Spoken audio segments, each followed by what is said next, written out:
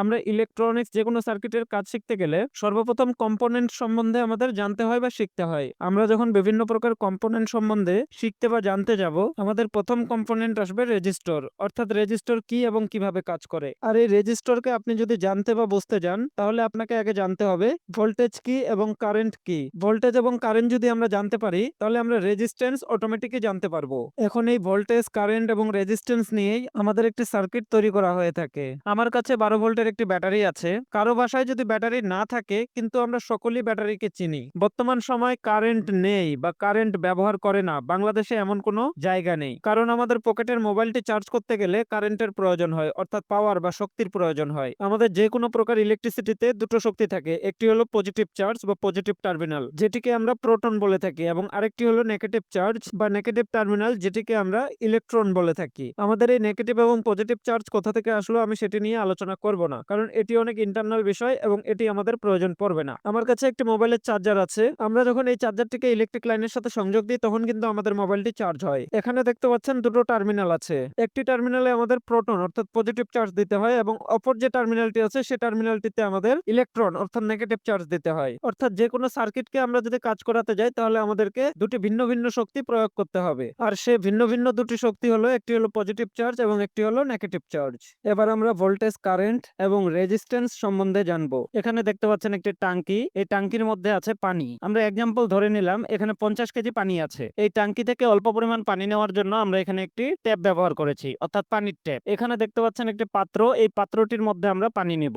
এখানে আছে 50 কেজি পানি। এই 50 কেজি পানির অবশ্যই একটি প্রেসার আছে, যেহেতু এখানে অনেক পরিমাণে পানি আছে। এখন এই যে এখানে ওয়াটার ট্যাপটা আপনারা দেখতে পাচ্ছেন, এই ওয়াটার ট্যাপটা আমি যদি সম্পূর্ণরূপে খুলে দিই, তাহলে কি হবে, এখান থেকে প্রচুর প্রেসারে পানিটা এই পাত্রের মধ্যে গিয়ে পড়বে এবং সে পানিটা পাত্র থেকে ছিটকে বাইরে পড়ে যাবে। এর মূল কারণ হলো আমাদের এখানে যে ওয়াটার ট্যাপটি আছে, সেই ওয়াটার ট্যাপটি আমরা সম্পূর্ণ খুলে দিয়েছি, অর্থাৎ পানি যাওয়ার জন্য কোনো প্রকার বাধা নেই। আর যেহেতু এখানে পানি যাওয়ার জন্য কোনো প্রকার বাধা নেই, তাই 50 কেজি পানির যে একটি প্রেসার আছে, সে প্রেসারটি সরাসরি এখান দিয়ে ফলো হচ্ছে।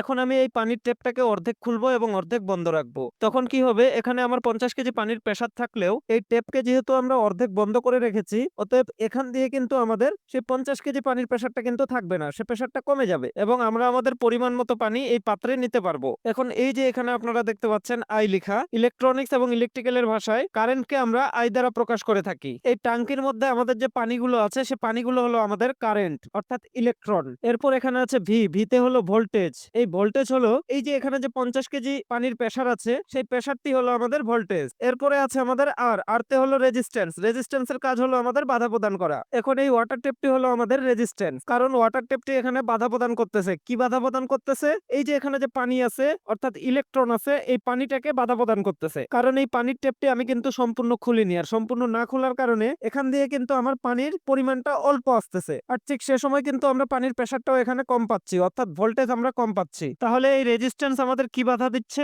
এই রেজিস্ট্যান্স আমাদের কারেন্টকে বাধা দিচ্ছে, অর্থাৎ ইলেকট্রনের ফ্লোকে বাধা দিচ্ছে। আর যখনই সে কারেন্টকে বাধা দিচ্ছে, ঠিক তখনই আমাদের ভোল্টেজ কমে যাচ্ছে, অর্থাৎ পানির প্রেসার কমে যাচ্ছে।